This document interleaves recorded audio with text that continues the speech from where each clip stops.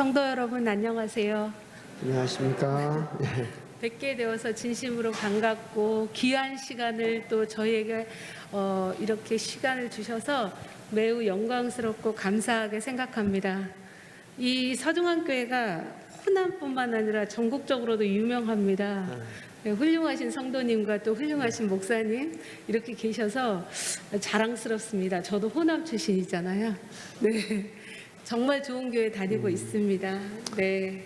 서중환교회 오늘 딱 들어오는데 제가 느끼는 게 시원시원하다는 생각이 들었어요. 주차장이 시원시원해요. 이 화장실에 갔는데 화장실이 이렇게 넓으면 시원시원하고, 본당에 들어갔는데 제가 한 20년 전에도 한번 왔던 기억은 나는데 시원시원해요. 이렇게 그런데 여러분의 얼굴이 또 시원시원합니다. 정말 제가 느끼는 그게 아마 맞는 것 같아요. 좋은 교회에 또 함께 예배드리게 된 것을 너무 기쁘게 생각합니다. 네. 오늘 말씀은 가슴 뛰는 내 인생을 위하여. 여러분은 요즘 최근 들어서 어떤 일로 가슴이 뛰셨습니까? 네, 나이가 들수록 뛰는 일들이 적어집니까? 네, 오늘 어떻게 하면은 내 말년까지 가슴 뛰는 그런 인생을 살지 저희가 한 3가지 정도를 살펴보도록 하겠습니다. 네, 톨스토이가 우리는 이 세상에 살고 있는 것이 아니라 이 세상을 지나가고 있다라고 얘기했습니다. 영원히 살지 못하죠. 잠시 지나가는 것에 불과합니다. 그래서 영원히 살 것처럼 일하고 당장 죽을 것처럼 사람들을 대하라라고 얘기했어요. 우리가 일은 그렇게 충성되이 열심히 하지만 나랑 함께 살고 있고 내 주변에 있는 사람들은 내가 내일 죽을 것처럼 그렇게 정성을 쏟으라, 그 말씀인 것 같습니다. 네, 전도서 3장 1절에서 8절에 보면은 여러분들이 너무나 잘 아실 거예요. 모든 것에는 뭐가 있다고요? 때가 있다라고 얘기를 합니다. 그러면서 시편에는 우리에게 우리 날 계수함을 가르치사 지혜의 마음을 얻게 하소서라고 얘기합니다. 다시 말하면 우리가 매 인생을 살아갈 때 조금 우리 날이 얼만큼 됐는지 계수하라고 합니다. 고3생들은 100일 남았네, 120일 남았네, 날마다 세잖아요. 또 연애하는 애들은 우리가 만난 지 며칠이 되었네, 날마다 세잖아요. 아기가 태어나면 얘가 100일이 됐네, 돌이 됐네, 날마다 세잖아요. 근데 어느 순간부터 우리는 우리의 인생을 세지 않고 지나가고 있습니다. 근데 내가 어느 정도 살아왔다라고 하면은 내 인생이 어느 만큼 남았는지 좀 세어가면서 살라고 얘기를 하는 것입니다. 그러면서 그 시기에 뭘 해야 된다고 얘기를 하냐면 작전 타임을 하라고 얘기합니다. 축구 전반전 끝나고 후반전 되기 전에 중간에 작전 타임을 하는 것처럼 내 인생에도 중간중간에 내 인생의 날을 세면서 작전 타임을 하라고 합니다. 그 작전 타임 중에 3가지 작전 타임을 하도록 하겠습니다. 첫 번째는 가슴 뛰는 부부 관계를 위해서. 여러분 결혼한 지 20년 되셨습니까? 30년 되셨습니까? 혹은 10년 되셨습니까? 5년 되셨습니까? 아직 안 하셨습니까? 이제 막 만났을 때 저희 부부가요 3년 반 동안 연애를 했는데 저희 남편이 어느 날 제 손을 이렇게 잡아가지고 자기 호주머니에다 쏙 집어넣는데 난 그때 그냥 가슴이 터진 줄 알았습니다. 와, 얘들아 그렇단다. 근데 어느 순간에 그것들이 사라지잖아요. 근데 하나님의 결혼은 끊임없이 20년, 30년을 사는 것이 문제가 아니라 둘이 오래 살면 오래 살수록 뭐 해줘야 돼요? 더 가슴 뛰는 삶을 살라고 얘기했습니다. 어떻게 살아야 될까요? 먼저 하나 보겠습니다. 소와 사자의 사랑 이야기를 한번 보겠습니다. 소와 사자가 있었습니다. 둘은 죽도록 사랑합니다. 둘은 결혼해서 살게 됩니다. 둘은 최선을 다하기로 약속합니다. 소가 최선을 다해서 맛있는 풀을 날마다 사자에게 대접했습니다. 사자는 싫었지만 참습니다. 사자도 최선을 다해서 맛있는 살코기를 날마다 소에게 대접했습니다. 참을성은 한계가 있습니다. 둘은 마주 앉아 얘기합니다. 사랑하는 여러분, 그렇지 않나요? 어떤 부부든지 최선을 다하지 않는 부부는 없다라고 생각합니다. 근데 소는 소의 방식대로 하고 사자는 사자의 방식대로 하니 자기의 최선을 다하면 다할수록 상대방은 고통스럽습니다. 그렇죠? 네. 문제를 잘못 풀어놓으면 큰 사건이 되고 맙니다. 소와 사자는 다툽니다. 끝내 헤어지고 맙니다. 헤어지고 서로에게 한 말, 난 최선을 다했어였습니다. 사랑하는 여러분, 내가 고3이면 수험생으로서 그 공부에 맞는 준비를 해야 되잖아요. 근데 나는 열심히 운전면허 시험지 갖고 열심히 공부해봤자 의미가 없잖아요. 마찬가지인 것입니다. 예, 최선을 다했다가 항상 좋은 말은 아닌 것입니다. 상대를 배려한 최선이 되어야 되는 거죠. 소가 소의 눈으로만 세상을 보고 사자가 사자의 눈으로만 세상을 보면 그들의 세상은 혼자 사는 무인도입니다. 소의 세상, 사자의 세상일 뿐입니다. 그래서요, 교회에서도 어떤 직원 한 분이 정말 자기 방식대로만 열심히 하면 그 주변이 황폐해지는 일들이 가끔씩 일어나지 않나요? 나 위주로 생각하는 최선, 상대를 못 보는 최선, 빨간 글씨 같이 읽어요. 시작. 그 최선은 최선일수록 최악을 낳고 맙니다. 그래서 상대를 배려하지 않는 최선은 상대를 고통스럽게 만드는 거죠. 그게 가족 관계에서 그리고 교회 내에서 그런 일들이 일어나고 있습니다. 창세기 2장 20절에서 24절에 하나님께서 이 결혼을 창조하셨음을 증명합니다. 아담에게 돕는 배필이 없으므로 하와를 창조하셨죠. 그렇게 하고 나니까 아담이 뭐 했어요? 이는 내 뼈 중에 뼈, 살 중에 살이라. 그러면서 둘이 연합하여 한 몸이 이루게 되라고 하나님은 결혼을 창조하셨습니다. 그렇게 그 결혼은 시작되었는데요. 그 다음에 창세기 3장에 넘어오면은 어떻게 되어 있어요?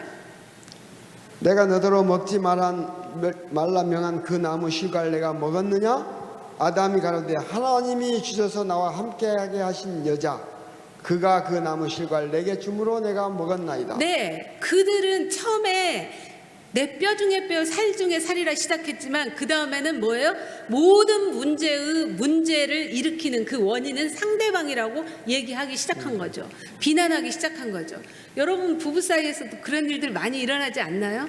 뭔가가 잘못되면은 이 사람 때문인 것 같은 느낌이 들어집니다. 그런데 성경은 이것들을 회복할 수 있는 방법을 아주 쉽고 단순하게 얘기합니다. 복잡하지 않아요. 간단하게 얘기를 합니다.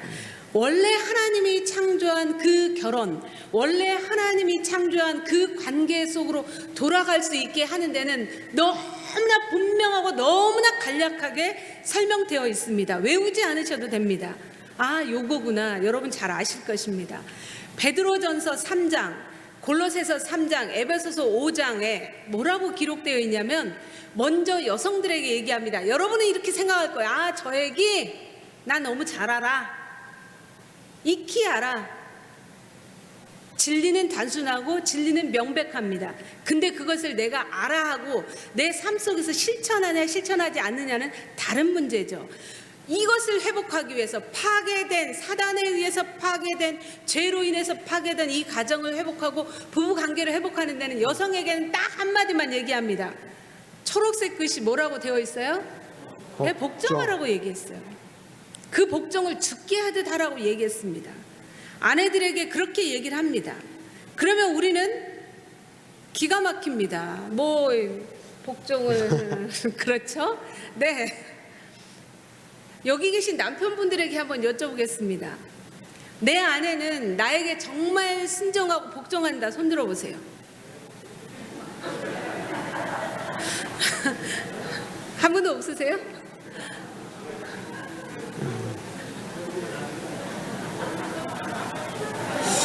왜 우리는 저 목사님 손 들었습니다. 네, 손 들라고 당신 손 들어요. 네, 왜 우리는 그 십계명에 이렇게 하라는 굉장히 열심히 지키려고 노력하잖아요. 근데 왜 아내들에게 준 딱 한 가지 하나님이 주신 너의 가정을 회복하는데 딱 한 가지 방법이 있다. 그거는 뭐다? 복종하라예요. 성경을 다 눈 씻고 닦고 찾아보세요. 그 외의 말은 없어요. 이거 한마디밖에 없습니다. 그런데 기분이 별로예요. 떨떠름하고, 그렇죠? 별로 안 좋아요. 성경이 아내에게 주는 가장 중요한 명령이 왜 복종이냐 이것입니다. 다른 거 하라 그러면 괜찮겠는데. 그리고 요즘 젊은 친구들에게 얘기하면 평등시대 무슨 말이야. 맞벌이해서 돈도 같이 벌고 당신도 배울 만큼 배웠고 나도 배울 만큼 배웠고 당신이 귀한 집 자식이면 나도 귀한 집 자식이고 왜 근데 내가 당신한테 복종해야 되는 거야? 이 생각이 우리 안에서 끊임없이 올라옵니다. 그렇지 않나요? 내가 뭐가 부족한데 이 생각이 올라옵니다. 왜 성경은 이렇게 시대에 뒤떨어진 명령을 우리한테 하라고 하냐 이것입니다. 불편하게 왜 우리를 만드냐 이거예요. 내가 좀 편안하게 할 수 있으면 좋은데 왜 나를 불편하게 만드냐 이것입니다. 여성분들 그렇지 않나요? 이것뿐이 아닙니다. 같이 여성분들 읽어봐요. 시작. 존경할 만해야 해야지. 존경할. 아 그러니까 그냥 대충 요 정도만 가도 괜찮겠는데 덜 떨어진 인간 같아요. 그리고 뭔가 부족하고 그리고 내가 봤을 때 날마다 걱정을 끼치고 그리고 애들만 또 못할 때가 있는 것 같고 나이를 어디로 먹었나 이런 생각이 들 때가 있고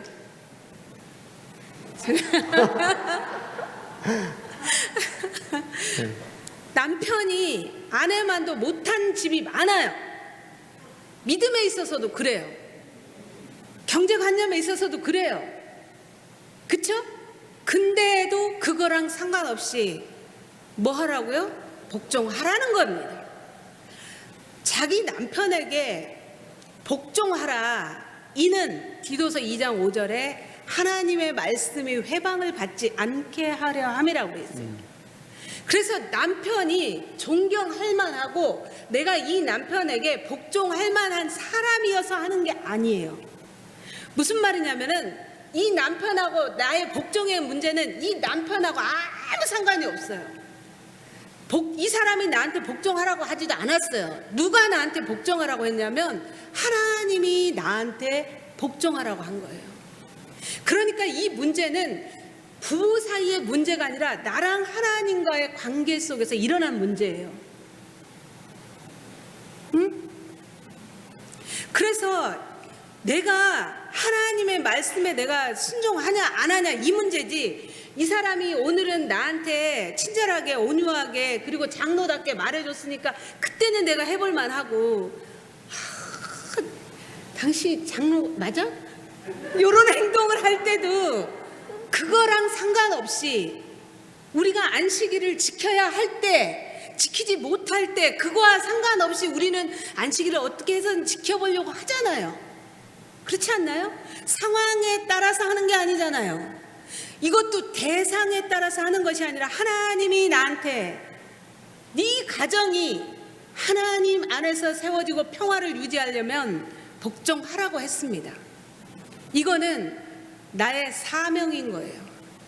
결혼한 모든 여성들의 뭐라고요? 사명인 거예요. 영적 전투고 영적 싸움인 것입니다. 그러면 왜 아내에게 복종하라고 했을까요? 둘이 한 몸이 안 된대요. 복종이 안 되면. 같이 읽어요. 시작. 남자가 무시당하면 쪼다가 됩니다. 네, 이렇게 해서 남자의 그 두뇌에는 두 가지 구조밖에 없습니다. 상견이냐 종이냐 이 구도가 있다는 것입니다.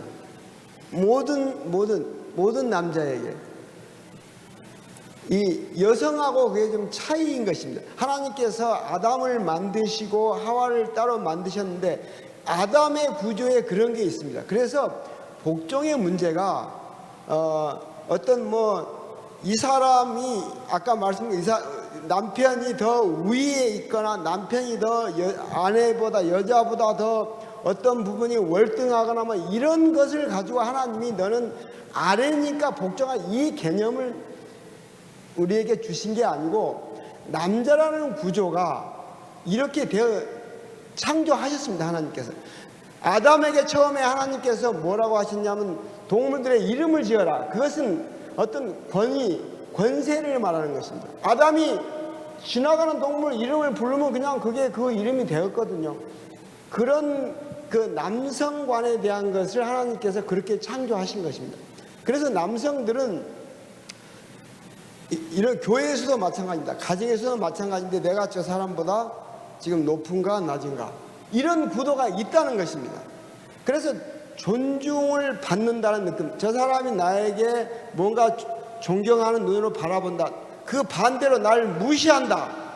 그래서 한국 남성들, 세계 모든 남성들의 한 단어가 무시입니다. 저 사람이 나를 무시하는가 무시하지 않는가, 이게 우리의 그냥 이 베이스에, 남성의 베이스에 깔려 있는 것입니다. 하나님께서 그걸 아시기 때문에 아내에게 그 역할을 주신 것입니다. 근데 제가 이제 이 사람이 저를 존경한다, 또 당신 늘 괜찮은 사람이다, 이런 이야기를 저한테 자주 해요. 근데 제가 그 이야기를 들을 때마다 어떤 생각이 드냐면은, 아, 내가 그래 괜찮은 사람이, 이런 마음이 드는 게 아니라 괜히 미안한 마음이 들어요. 아, 날 그렇게 생각해 준다면 내가 그런 사람이 아닌데 내 목숨이라도 바쳐 당신을 내가 보호해 줘야지, 이런 마음이 들어요. 남자분들 그렇지 않습니까? 나를 존경한다 하면, 그래 너는 내 밑에야, 이렇게 깔아뭉개야지, 이런 남자는 아무도 없어요. 내가 그런 사람이 아님에도 불구하고 저 사람이 나에게 존중하고 나를 위해주고, 그렇게 할 때 내 마음에 헌신의 마음이 드는 거예요. 내 가정을 위해서 내가 목숨이라도 내가 진짜 바치고 싶은 마음, 이런 마음이 남성들 속에서 일어나는 것입니다. 하나님께서는 그 구도를 보신 것이지 상하의 개념으로 우리에게 말씀하신 게 아니라는 것입니다. 네, 지금 왜 제가 에베소서에 남편들아 아내들아 했는데 아내부터 먼저 시작하신지 이유가 이렇게 나와 있어요. 부부싸움을 하거나 가정에서 뭔가 갈등이 일어나고 의견의 차이가 있었을 때 이기려고 하신 분들이 계세요. 근데 그 다툼에서 이겨서 순간은 쾌재를 부를지 모르지만 다툼에서 늘 이겼다, 그리고 저쪽을 깔아뭉갰다, 남편을 무시했다, 이렇게 하면은 이 사람의 마음속에 뭐가 싹트지 못하냐면은 사랑이 싹트지 못해요. 결국은 남편들에게 하나님이 또 명령하고 사명처럼 준 사명이 뭐냐면 사랑하라잖아요. 근데 그들이 사랑이 잘하지 못하는 이유가 있는데, 그거 뭐냐면 배우자로부터 무시당하고, 특별히 자녀들이 보는 앞에서 니네 아빠라는 인간이 말이야, 어쩜 저런 인간이, 이런 식으로 자녀 앞에서 아빠를 깔아뭉개다가, 혹 이혼을 하더라도, 혹 별거를 하더라도, 혹 싸우더라도, 둘이는 그렇게 하지만 애들 앞에서 그렇게 했었을 경우에는 정말로 그 마음속에 뭐가 싹 사라져버리냐면은 사랑의 마음, 헌신의 마음이 사라져버려요. 시멘트 위에다가 씨앗 뿌린다고 자라지 않잖아요. 그런 상태가 되는 것입니다. 다른 사람의 무시는 무시할 수 있지만 아내의 무시는 무시무시하거든요. 정말로 그러거든요. 그래서 저희가 상담을 했었을 때 많은 부부 갈등에서 남편분들의 갈등에 대부분 그 밑뿌리를 내려가면 뭐였는가, 이 사람이 혹은 처가에서 나를 사람답게 대접하지 않았거나, 혹은 은퇴 이후에 내 배우자가 나를 발가락 사이에 때만큼도 못 여긴 것 같은 느낌을 받아. 자기 그냥 재발이 지렸든지 말았든지, 재발이 지른 사람은 더 해줘야 되는 거죠. 당신 괜찮은 사람이라고. 돈이 무슨 상관이 있냐고. 당신은 당신 존재로서 괜찮다고. 이렇게 해야지 이 사람의 마음에 뭐가 싹이 트기 시작하냐면 사랑이 싹이 트기 시작하는 거죠. 이게 사무엘하 6장에 보면은 아주 적나라하게 보여주는 것이 있습니다.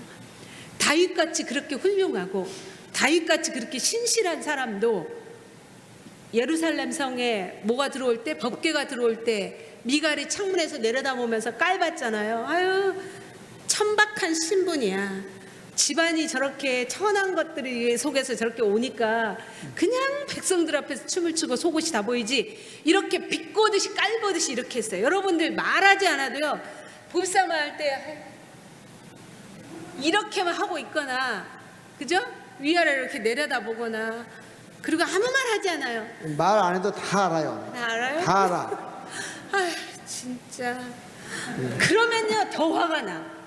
이런 일들을 했단 말이에요, 미갈이. 그러니까 내가 이보다 더 낮아져서, 다윗이 이렇게 얘기합니다. 스스로 천하게 보일지라도 내가 죽는 날까지 너 안 봐. 진짜 죽는 날까지 안 봤어요. 이렇게 돼버린다는 거예요. 그래서 하나님께서 여성에게 남편의 권위에 복종하라, 이 말은 누구를 보호하기 위한 말이냐면 여성을 보호하기 위한 말이에요.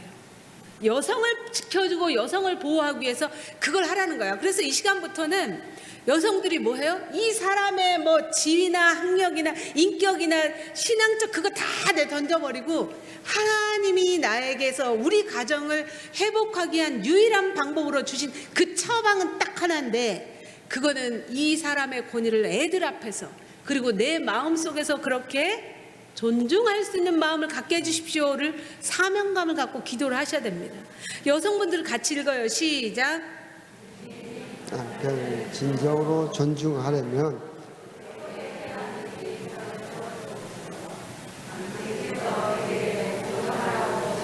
이 독특한 남자를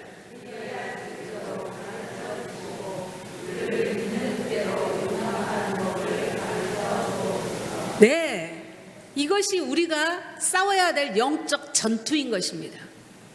뭐 그 사람을 가지고 뭐 이거 말씀에 뭐 이렇게 나왔네, 아무 필요 없어요. 요것이 돼야지 그 다음 단계로 나아갈 수 있는 것입니다. 그러면 남편들은 어떻게 했는가? 네, 아내들에게도 역시 하나님께서 한 가지 해답을 주신 것처럼 남편들에게도 한 가지 해답을 주셨습니다. 골로새서, 에베소서, 또 에베소서 5장, 이 모든 말씀이 남편들아 아내를 사랑하라, 또 에베소서에도 아내 사랑하기를, 그 다음에 에베소 5장 28절 자기 아내를 사랑하라, 사랑하는 자는, 계속 이 말씀을 회복에 대한 해답으로 주셨습니다. 그런데 존경하기도 물론 어렵겠지만 사랑하기도 쉽지 않습니다. 그렇습니까? 안 그렇습니까? 예뻐해줘요. 예뻐해줘. 우리 박규명 장로님, 우리 양 집사님 늘 사랑스러우세요?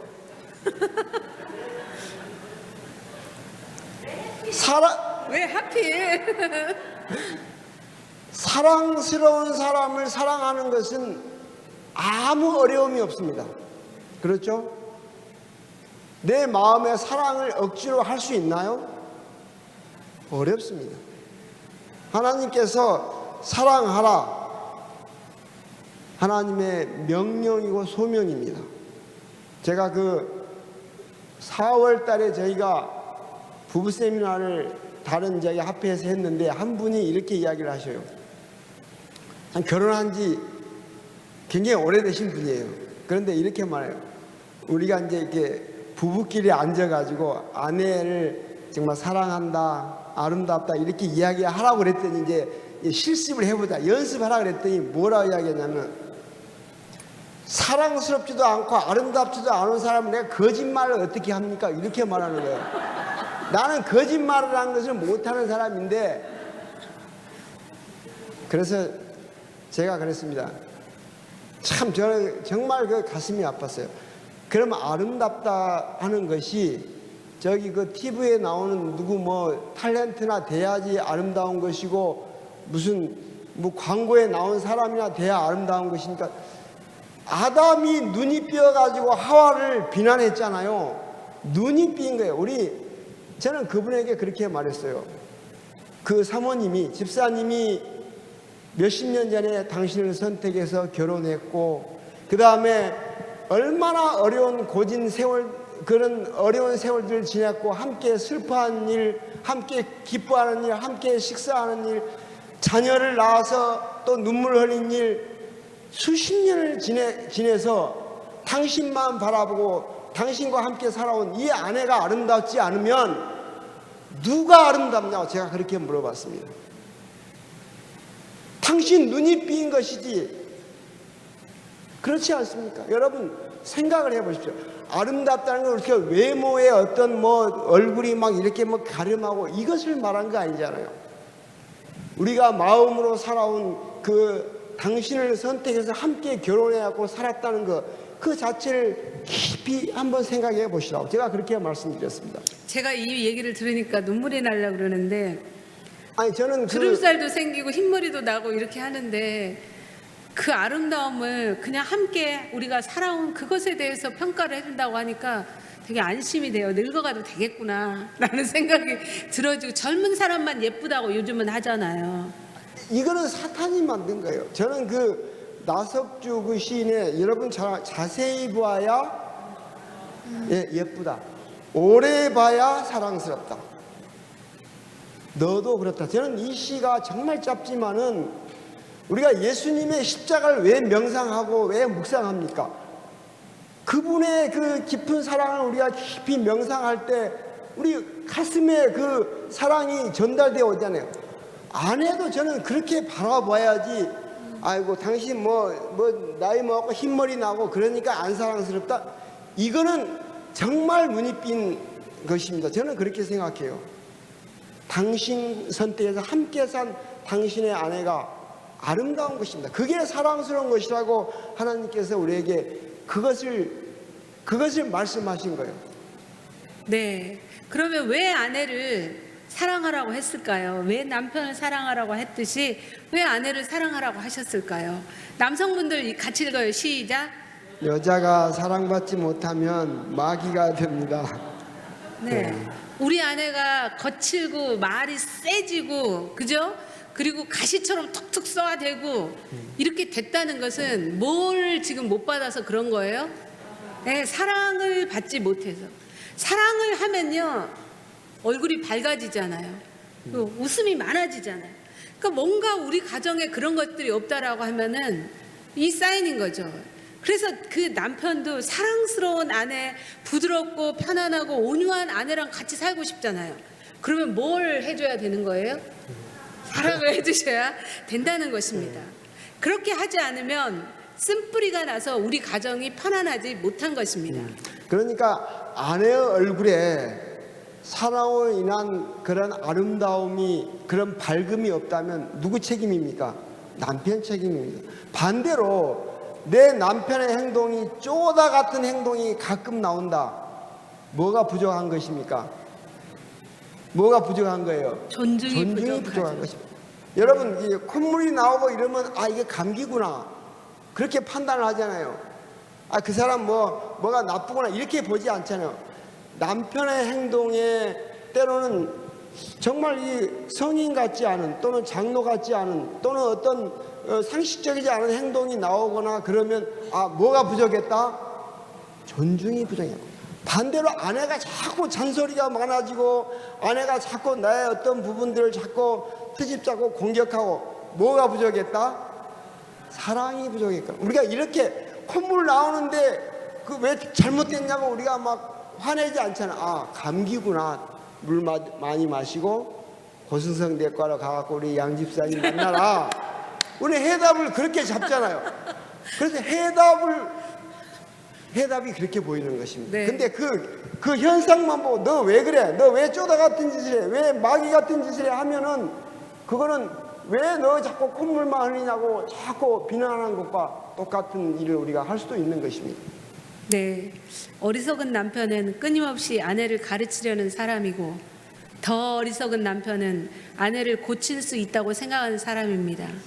그 아내는 누구도 못 고쳤어요? 네, 부모도 못 고쳤어요. 있는 그대로 서로를 봐주는 것입니다. 네, 아내를 사랑하지 못하는 많은 이유를 남편들이 얘기합니다. 뿌리는 하나로 모아집니다. 내 안에 뭐가 없다고요? 사랑이 없다고요. 그래서 남편들의 사명은 내 안에 사랑을 달라고, 사랑의 그 화신인 예수님을 내 안에 모시는 것이 나의 사명인 거예요. 우리 가정을 회복시키고 싶다면 저 사람만 편하면 되지, 이렇게 하지 말라는 것입니다. 저 사람을 향하여서 따발총을 날려요? 변하라고 따발총을 날려요? 그러면 이 사람이 이 총을 맞고 그대로 있겠어요? 이 사람도 이렇게 나를 향해서 총을 겨누잖아요. 이렇게 하는 것이 부부 갈등인 거죠. 고통스러운 거죠. 그래서 이렇게 향하였던 그 모든 것들을 이제는 뭐예요? 내려놓고 이렇게 존중을 해주라는 것입니다. 그러면서 사랑을 해주라는 것입니다. 저 따라합니다. 알면 뭐해? 실천해야지. 네, 옆에 분들한테 얘기 좀 해줘요. 남편분들은 아내에게 얘기해줘요. 내가 진심으로 당신을 사랑해보겠습니다. 그게 나의 사명입니다. 아내도 얘기해줘요. 내가 당신을 존중하겠습니다. 네, 그게 내 사명입니다. 지금 얘기해보겠습니다. 네. 네, 하나만. 근데 우리 남편들이 한 가지 고민이 있습니다. 그 말씀을 나 순종하고 싶은데 도대체 사랑이 무엇이냐? 어떻게 할 것이냐?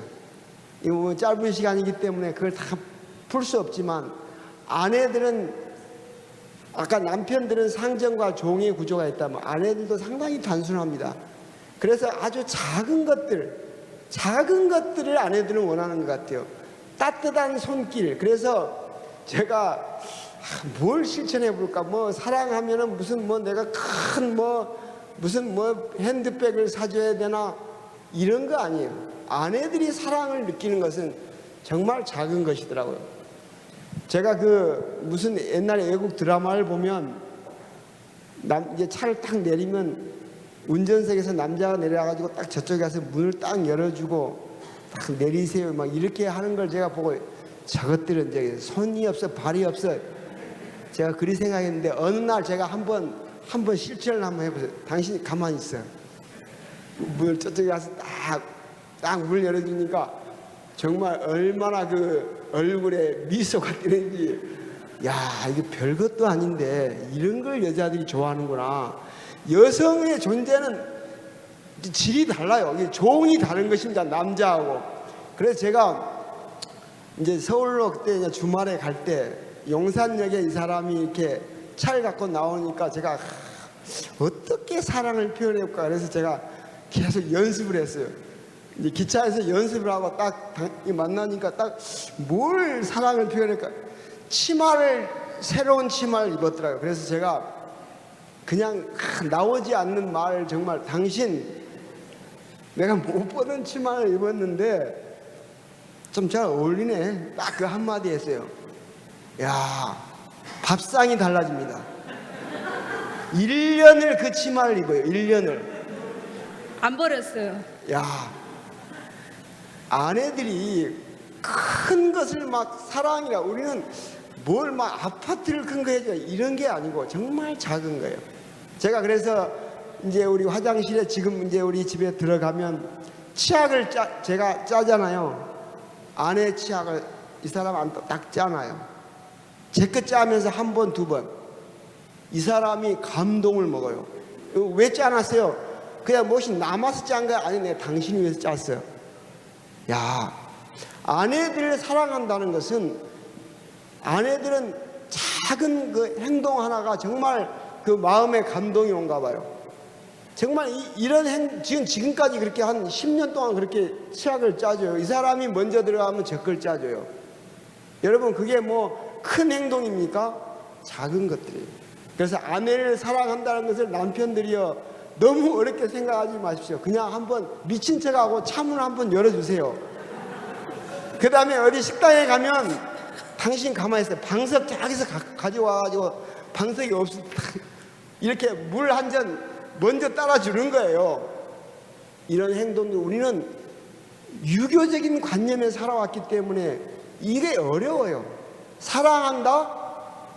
잘 나오지 않아. 이건 평생에 한 2번 하면 많이 하는 거예요. 그런데 작은 이런 배려와 따뜻함 이런 것들 안에는 뭘로 느낀다고요? 사랑으로 느낀다. 여러분 아내들이요 그러십니까? 네, 그렇답니다. 네, 여러분의 자녀가 혹시 결혼하셨습니까?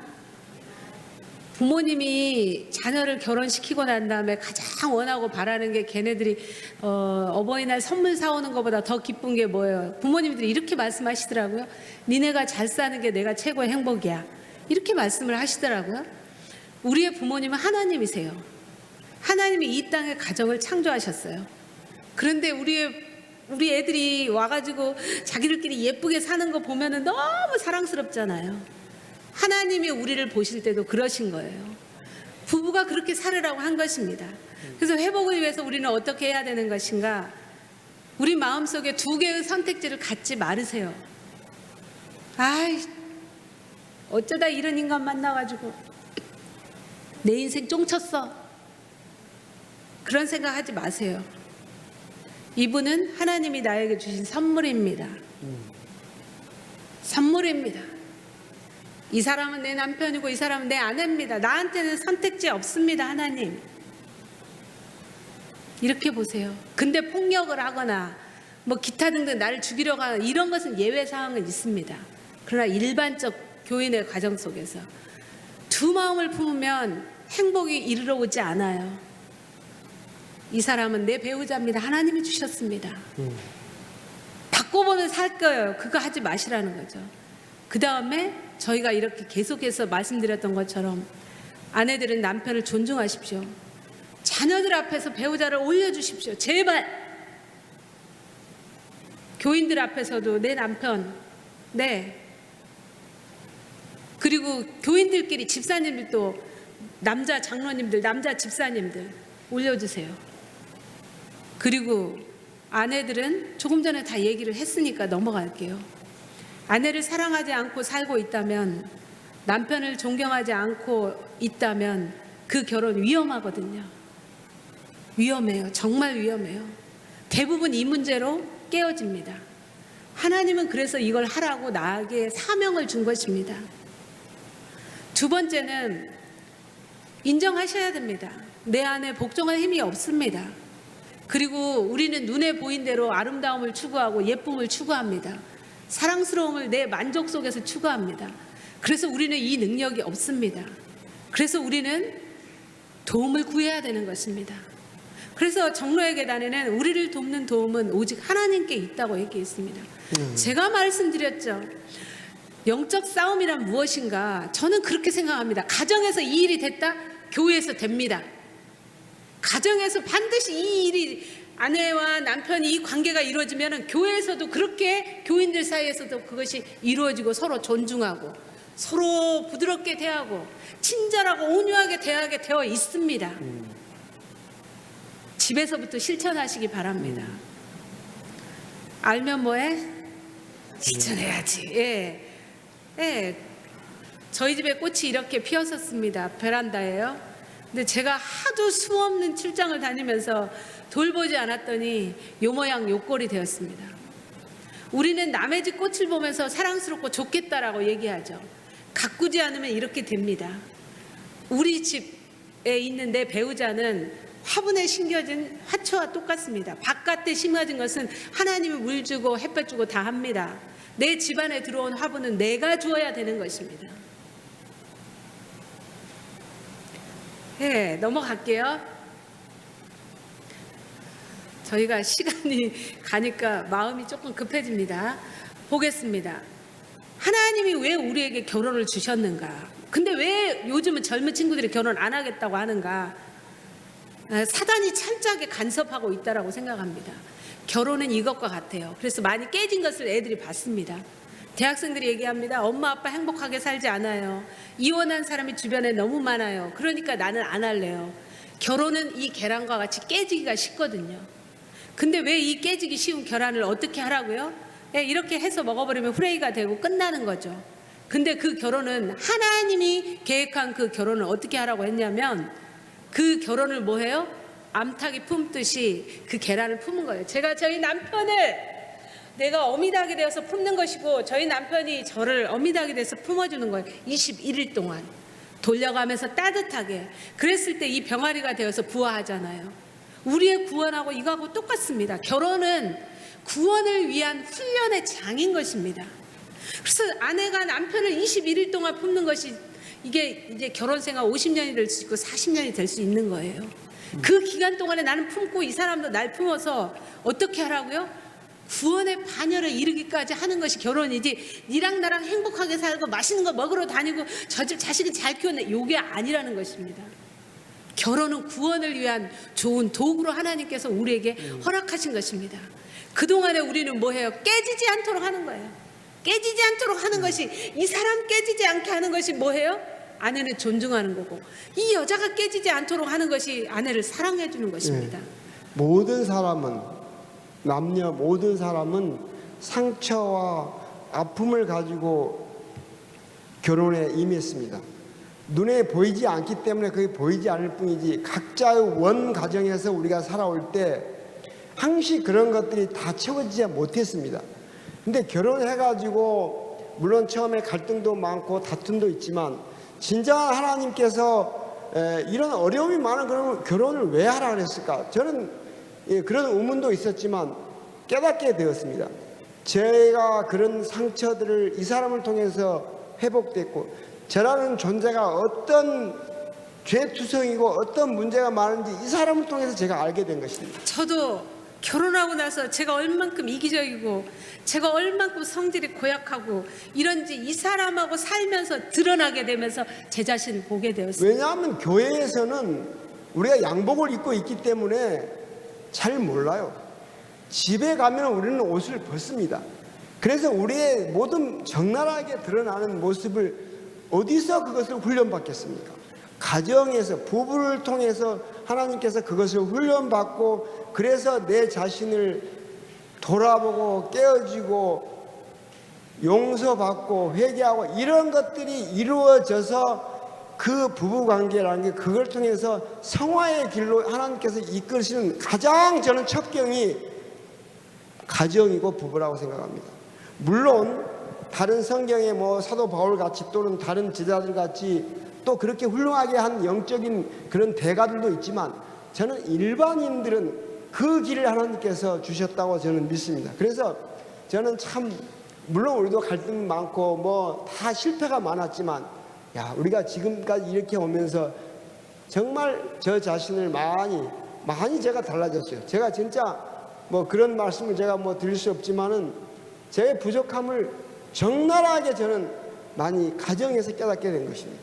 네, 사랑하는 여러분, 여러분의 배우자를 이렇게 부활시키시겠습니까? 깨서 먹고 끝나겠습니까? 어떻게 하시겠어요? 오늘날 네가 성길자를 택하라라고 말씀하신 것처럼 저는 여러분에게 호소를 드립니다. 우리 가정을 회복하는 것은 경제적인 문제도 아니고요, 성격 차이를 회복하는 것도 아니고, 저 사람 말투를 고치면 되고요, 이런 거 아닙니다.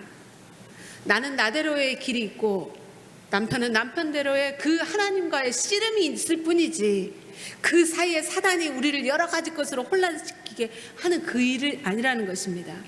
같이 읽어요. 시작. 평생의 연합인 결혼은 그리스도와 당신의 교회와의 사이에 갖는 연합의 상징이다.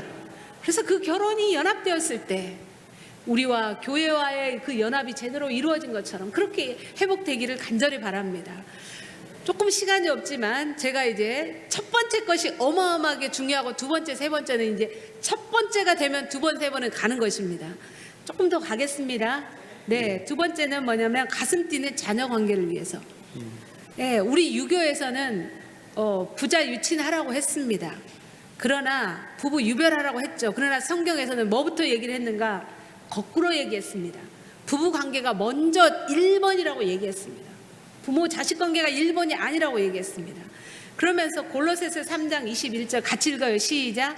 너희 자녀를 노엽게 하지 말지니 낙심할까 함이라. 함이라. 그래서 우리 자녀들이 딸이고 아들이고 하면은 이것들을 엄마 아빠의 삶 속을 통해서 부부관계 하는 것을 걔네들이 배우는 것입니다. 그러면서 이 부부가 함께 자녀에게 어떻게 해줘야 되냐면, 노엽게 하지 말고, 노엽게 하게 되면은 이 아이가 어떻게 되냐면 실망하고 낙심된다고 얘기했습니다. 여러분, 시대의 소망을 읽어보면 사단이 예수님을 시험 가운데 40일 금식 이후에 시험을 빠뜨리는 그 아주 중요한 타겟이 뭐였냐면 낙심시키는 거였습니다. 실망시키는 거였습니다. 십자가를 지지 못하도록 뭐 했어요? 제자들 다 떠나게 하고요, 모든 사람들이 배신하게 만들고요, 다시 말하면 예수님을 낙심시키는 거였습니다. 인간은 낙심되고 나면은 키에르케고르가 말한 것처럼 뭐예요? 절망은 사람을 죽게 만들어요. 모든 소망을 놓게 만들거든요. 우리 자녀에게 딱 하지 말아야 될 것이 하나 있는데, 그건 바로 뭐냐면, 얘로 하여금 난 이 세상에 안 태어난 게 좋았어, 우리 엄마 아빠는 날 싫어해, 엄마 아빠는 날 좋아하지 않아, 나라는 인간은 왜 이럴까, 나는 이런 내가 싫어, 이게 애들을 낙심시키는 거예요. 애들을 교육하지 말라는 뜻이 아니에요. 오냐오냐가 아니에요. 애들의 존재 자체를 거부하는 거죠. 이 같은 놈이, 내가 너를 갖고 미역국을 먹는 내가 미친년이다 이 자식아, 이렇게 말하거나, 너는 왜 그것밖에 못하니? 라고 말하거나, 이 존재 자체를 네 애비 똑 닮아가지고 하는 집마다 그래, 이런 식으로 말하거나 자녀를 노엽게 하지 말라는 것입니다. 여러분의 자녀가 배가 되었어, 배로 태어났어요. 가장 고통스러운 것은 배로 태어났으면 배를 즐기면 되잖아요. 근데 여러분의 머릿속에 나는 배가 싫어, 난 사과가 좋아, 그러면서 그 아이를 계속해서 거부하는 거죠. 왜 너는 음악을 좋아하니? 나는 공부하는 걸 좋아하는데. 음악 때려치고 공부해, 이렇게 한다거나, 왜 너는 성격이 방방 뜨니? 나는 차분한 거 좋아하는데. 제발 말 크게 하지 마. 차분. 얘 기질이 있잖아요, 그죠? 그 기질대로 있는 그대로 배우자를 받아들이듯이 내 아이들을 있는 그대로 받아들이면 여러분 걱정될 거예요. 아, 얘 바꿔야 되는데, 이것도 변해야 되는데. 얘를 만든 건 하나님이시거든요. 내가 잔소리한다고 바꿔지겠어요? 제가 저희 남편 바꿔보려고요, 이상하게 이 사람은 피곤하면은 양말을 홀딱 벗어버리면, 저는 집에만 들어가면 양말을 홀딱홀딱 벗거든요. 근데 피곤하면 한쪽 양말은 벗고 한쪽 양말은 반틈을 걸쳐놔. 벗다가 말아. 저는 그게 굉장히 불편해요. 아니, 벗어져 버리면 벗겨주면 벗는다고 뭐라고 해요. 나중에 저 내버려 뒀어요. 그것도 아주 쉽고 단순한데 안 변하더라고요. 사람은 지적질한다고 변하는 건 아닌 것 같아요. 그 변화는 언제 오냐면 내부에서 이르러 와요. 변화는 내부에서 이르러 오는데, 사과를 사과라고 좋다고 했었을 때 안에서 변화가 와요. 배를 배라고 좋다고 했을 때 안에서 변화가 와요. 여러분도 그렇지 않나요? 내가 저런 점이 좀 부족하니까 나 변화해야지, 스스로 생각했을 때 변화가 오는 거지, 누구의 말 듣고 변화하는 것은 아니라는 거죠. 그래서 자녀를 뭐 해라? 있는 그대로 일단은 받아들여. 특별히 10살 이전의 아이들은 더, 너가 괜찮아, 참 지금 잘하고 있는데 충분히 괜찮아, 키 크다 작다 왜 안 크니, 이런 얘기도 할 필요 없어요. 그냥 그대로. 어떤 집은 딸 낳고 싶었는데 아들 낳았다고 짜증낸 집이 있어요. 그것도 왜 하나님이 주셨는데, 딸아들을 왜 내가 그래? 아들 셋 낳는데 또 쌍둥이가 나서 5명 낳은 집이 있었거든요. 화내는 거야. 나는 딸 갖고 싶었다는 거야. 이것도 뭐 하는 거예요? 배사가 이거하고 똑같은 거야. 나는 아들 낳고 싶었는데 딸 낳은 집도 있단 말이야. 지금 그대로가 넌 좋아, 난 최고야. 지금 한번 연습해봐요. 너가 최고, 너 있는 모습으로 정말 나는 만족해. 한번 해보세요. 넘어갈게요. 읽어볼게요. 산상보원에 있는 말씀이 있겠습니다. 어떤 사람도 책망과 비난 때문에 그릇된 처지에서 돌이킨 적은 없다. 도리어 그것 때문에 많은 사람들이 그리스도를 떠나고. 왜 제가 여러분의 자녀에게 그거 하지 말라 그러냐면, 낙심되면 애들이 떠나요. 되게 그 대학 와서 떠나거든요. 근데 걔네들이 그렇게 얘기해요. 싫다는 거야. 하나님이, 우리 부모님 하나님 믿었는데 이중적이고 웃긴다는 거야. 하나님은 있는 그대로 네가 좋다라고 하는데, 스바냐서에 보면은 내가 너를 인해서 기쁨을 이기지 못하고 뭐 그렇게 얘기를 하고, 너는 내 기뻐하는 자라고 한다는데 우리 집에서 나는 그런 대접 못 받았거든요. 요렇게 된다는 거예요. 도리어 그것 때문에 많은 사람이 그리스도를 떠나고 마음을 거러잠근 채 회개하지 아니하였다. 회개가 안 돼요. 유순한 정신과 친절하고 마음을 끄는 행동이 실수한 사람을 구원하며 허다한 죄를 가리워 줄 수 있다. 그래서 저도 이런 실수를 많이 했습니다. 이 자녀를 저는 내가 낳았다고 생각했습니다. 우리 부부가 결혼해서 잠자리에서 낳았다고, 만들었다고 생각했어요. 창조했다고 생각했습니다. 아니에요. 하나님이 주신 거예요. 내가 창조의 능력이 있는 존재가 아닙니다. 착각했습니다. 아까 말씀드렸지만 변화는 내부에서 일어나와야 되는 것입니다. 우리는 자녀들이 변화되고 어떤 이 나쁜 행동을 고치고 공부 열심히 하고 뭐 이런 걸 다 원하잖아요. 좀 착하고 뭐 말씀 잘 듣고 교회에서 순종하고 이걸 다 원하죠. 그런데 딱 이겁니다.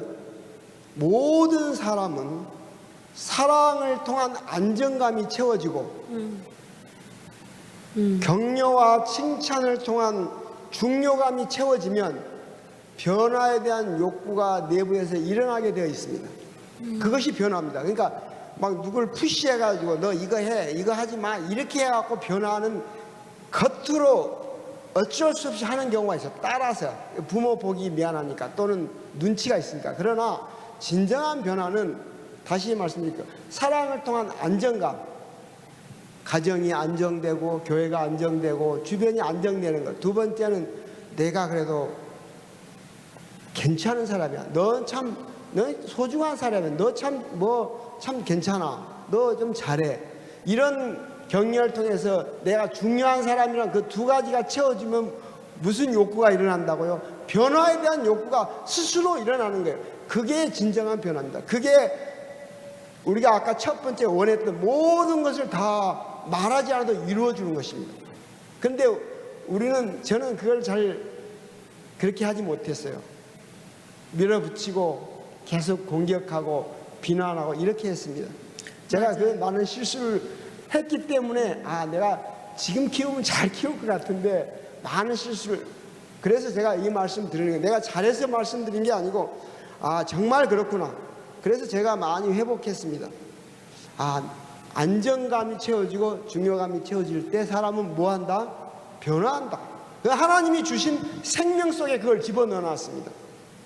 사랑하는 여러분, 저희가 이제 그 과제를 내주잖아요. 학생들한테 상담학과니까 애들이 자기를 많이 들여다봅니다. 이 과제를 받아보면 제가 놀라울 정도로 많은 애들이 우울증에 걸린 애들이 많아요. 약을 많이 먹고요. 특별히 이제 고등학교를 지나고 대학을 오면서 공황장애도 정말 많고요. 보세요. 부모님이 어린애들을요, 10살 이전 애들 초등학교 3학년까지는 끌고 가요. 어리니까 끌려가죠. 이렇게 끌고는 가거든요. 끌려가면 지금 나타나는 증상이 있는데 언제까지 끌려다닐 수가 없어요. 그러면은 내면이 약한 애들은, 또 착한 애들, 그리고 이렇게 자기 표출을 못한 애들은 우울감이 와요. 이제 여기서 나는 그대로 이렇게 내 인생이 사라지는구나 하면서 우울감이 오거든요. 그 다음에 내면이 강하고 센 애들 있잖아요. 표출적이고 외향적인 애들은 이제 뭐 하냐면 공격적이에요. 파괴적이고 공격적으로 나타난다고. 그래서 자녀에게 그 부분은 정말 조심해야 되고요. 이 아이들은 뭐예요? 설명하고 이해하고 납득시키고 시간이 걸려도 그렇게 가셔야 되는 것입니다. 그래서 결코 밤 가시처럼 되지 말라고 부모님에게 얘기합니다. 어떻게 하라고요? 생명의 빛을 나타내야 된다라고 얘기합니다. 우리 한번 연습해 보겠습니다. 난 네가 마음에 들어. 따라해봐요. 난 네가 마음에 들어. 난 내가 마음에 들어. 난 네가 좋아. 난 내가 좋아. 네가 내 아들이다니. 네가 내 아들이다니. 네가 내 딸이라니. 네가 내 딸이다니. 난 정말 큰 축복을 받은 것 같아. 난 정말 큰 축복을 받은. 네. 얘가 어디 대학을 가고 어디 뭐 그거 상관없이 정말로 그렇게 여러분들이 진심으로 하셔야 됩니다. 저는 참 이게 어려웠습니다. 난 네가 마음에 안 드는데 네가 마음에 들으라고 말을 하라니까 그것 역시 제 눈이 삐었던 것입니다. 제 눈이 삐인 거예요. 제가 만약에 내 자녀를 계속 마음에 안 든다고 하는 것은 하나님의 창조를 공격하는 거예요. 제가 그것을 깨달았습니다. 네가 뭔데 하나님이 주신 것을 마음에 들어 안 들어 하고 있냐는 것입니다. 저한테 그런 권한을 하나님이 준 적이 없어요. 사랑하고 돌보고 인정하고 격려하라고 자녀를 줬지, 네가 고치고 뜯어 고치고 뭐 이렇게 뭐 하라고 하나님이 자녀를 준 게 아니더라고요. 맞아요. 왜냐하면 그럼 네가 주인이냐? 제가 주인이 아니거든요. 그렇지. 그걸 제가 깨닫고 나니까 이 말이, 난 네가 마음에 들어, 이 말이 진심으로 나오는 거예요. 그러니까 저희 자녀가 변화가 오는 거예요. 참 저는 그것을 경험했습니다. 그래서 처음에는 이 말 안 돼요. 마음에 안 돼. 이것만 고치면 마음에 들어. 이렇게 말하고 싶어요. 네, 여러분의 남편이 마음에 안 들거나 여러분의 뭐 아내가 마음에 안 들거나 여기 목사님이 마음에 안 들거나 혹은 사모님이 마음에 안 들거나 자녀가 마음에 안 든다고 하면 머릿속으로 한번 헤집어 보세요. 여러분이 가지고 있는 상이 있어요. 내가 마음에 드는 나의 틀이 있는 거죠. 그 틀에 이 사람이 안 맞으면 다 마음에 안 드는 거예요. 그 틀이 지금 잘못되었다는 거죠. 그리고 그 틀은 이런 분들이 많으세요. 어렸을 때 늘 비난을 많이 받고 자라셨던 분, 어렸을 때 늘 혼이 많이 나고 잘하셨던 분들은 그 틀을 갖고 계세요. 그래가지고 안 보여요, 이런 것들이. 그래서 그 부분도 뭐예요? 아, 나의 이 부분은 하나님하고 싸워야 될 문제지 이 얘랑 싸울 문제가 아니라는 것입니다. 이렇게 했었을 때 여러분이 그렇게 전달해주고 싶은 그 소중한 유산인 신앙이 자녀에게 전달됩니다.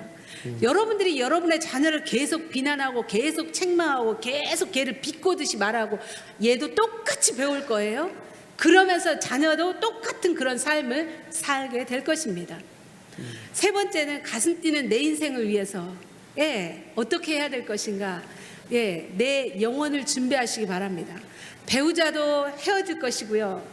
끝내는 누군가 먼저 돌아가실 거 아니에요. 자식은 떠나보내야 될 배인 것입니다. 나 홀로 남을 때가 있는 것입니다. 하나님이 모든 것을 지으시되 때를 따라 아름답게 하셨고 또 사람들에게는 영혼을 사모하는 마음을 주셨습니다. 그래서 우리는 뭘 알아야 되는가? 처음 시작한 것처럼 우리 인생이 시간이 유한하다는 것을 알으셔야 된다는 거예요. 시간이 흘러가면 흘러갈수록 나는 모든 것을 다 내려놓고 잃어가야 된다는 것을 아셔야 된다는 것입니다. 항상 젊지 않다라는 거죠. 그러므로 모든 육체는 풀과 같고 그 모든 영광은 풀의 꽃과 같으니 풀은 마르고 꽃은 떨어집니다. 이 어린애가 이 모습이 되는 것입니다. 일본의 어린이 책이에요. 눈 깜짝할 사이라는. 여러분들 그렇지 않나요? 눈 깜짝할 사이에 50년이 됐고 60년이 됐지 않아요? 저는 이 책을 보면서 한참 생각에 잠겼습니다. 내 인생이 이렇구나. 내 인생이 이렇게 흘러가는구나. 그래서 허망하다가 아니에요. 이렇게 푸르른 나무들이 어떻게 됐어요? 열심히 살다가 끝내는 이렇게 되지 않나요? 갈기갈기 찢겨서 우리 인생이 이렇게 되잖아요. 그때 난 뭐냐? 내가 이 사람에게 의지했는데 이 사람은 떠나고, 내가 내 자녀에게 의지했는데 자녀는 떠나고 내 모든 것은 사라지고, 이럴 때 나는 너무 공허하잖아요. 신앙이 없는 사람과 신앙이 있는 사람이 무슨 차이가 있냐 이거죠. 이때 우리는 어떻게 해야 돼요? 내 모든 것이 다 갈기갈기 다 찢기고 다 이렇게 앙상하게 남은 것은, 여러분 누구를 위해서 그렇게 사셨습니까? 여러분의 가정을 위해서, 여러분의 배우자를 위해서, 그리고 여러분의 자녀를 위해서 애쓰신 거예요. 여러분 스스로 얘기하세요. 잘했다. 내 스스로 얘기하세요. 지금 얘기해 보세요. 이만큼 사느라고 애썼다. 잘했다. 너만큼 그렇게 잘 살 수 없을 거야. 그리고 너의 자녀를 위해서 최선을 다한 너 지금 이 모습이잖아요.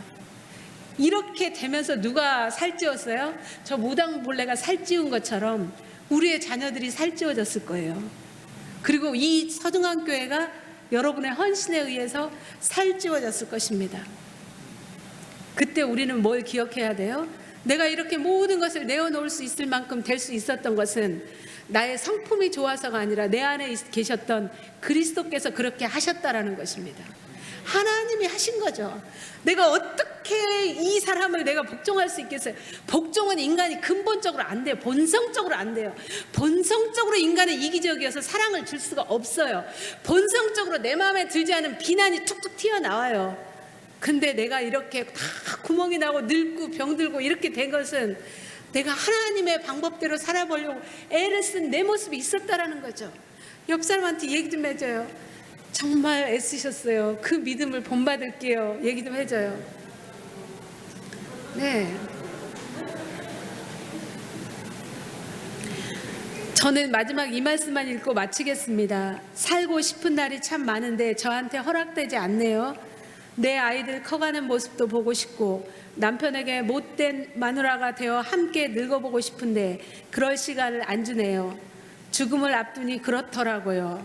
매일 아침 아이들에게 일어나라고 서두르라고 입 닦으라고 소리소리 지르는 나날이 행복이었더군요. 딸아이 머리도 따줘야 하는데 아들 녀석 잃어버린 레고 조각이 어디로 굴러 들어갔는지 저만 아는데 앞으로는 누가 찾아줄까요? 6개월 시한부 판정을 받고 22개월을 살았습니다. 그렇게 1년 보너스를 얻은 덕에 아들 초등학교 입학 첫날 학교에 데려다주는 기쁨을 누리고 떠날 수 있게 됐습니다. 녀석의 첫 번째 흔들리던 이빨이 빠져 그 기념으로 자전거를 사주러 갔을 때는 정말 행복했어요. 보너스 1년 덕에 30대 중반이 아니라 30대 후반까지 살고 가네요. 복부 비만요? 늘어나는 허리둘레요? 그거 한번 가져봤으면 좋겠습니다. 휘어지는 머리카락이요? 그거 한번 뽑아봤으면 좋겠습니다. 그만큼 살아남는다는 얘기잖아요. 저는 한번 늙어보고 싶어요. 부디 삶을 즐기면서 사세요. 두 손으로 삶을 꼭 붙드세요.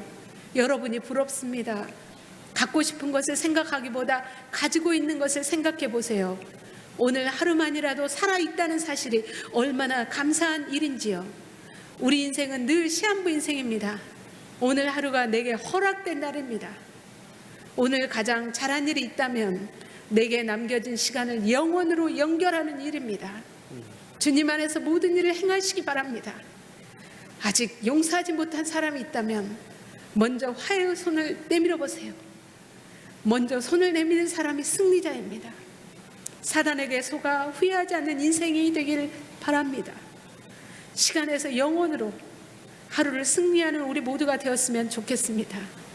그래서 여러분의 인생이 예수님의 재림하는 날 우리의 자녀들 손맞잡고 우리 배우자 손맞잡고 함께 그 아침에 함께 모여서 찬양, 오늘 이 찬양이 너무 멋있었는데요. 이런 찬양을 함께 하시게 되기를 간절히 바라면서 저의 모든 말씀 마치도록 하겠습니다. 기도하겠습니다.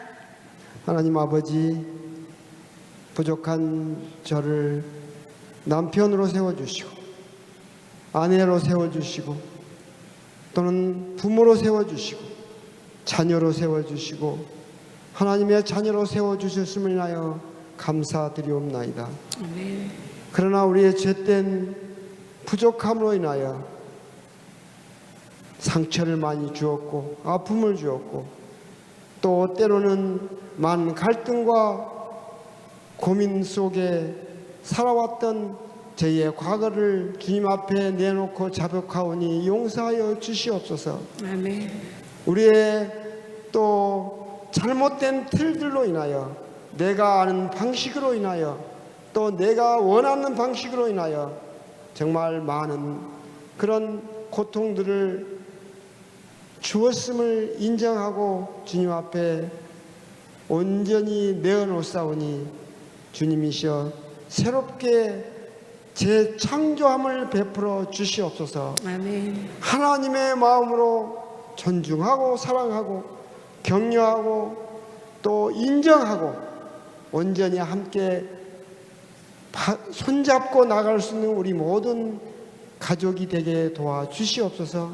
아멘. 주님 오시는 그날까지 이 땅에서 작은 천국을 경험하며 또 우리의 부족한 것들을 온전히 회복하는 그런 우리 모두의 가정들이 되게 도와주시옵소서. 아멘. 사랑하는 서중한 모든 가정마다 개인마다 주님 앞에 드리는 온전한 기도가 응답받게 도와주시오며 회복되는 귀한 경험들이 날마다 일어나게 도와주시옵기를 예수님의 이름으로 간절히 기도하옵나이다. 아멘.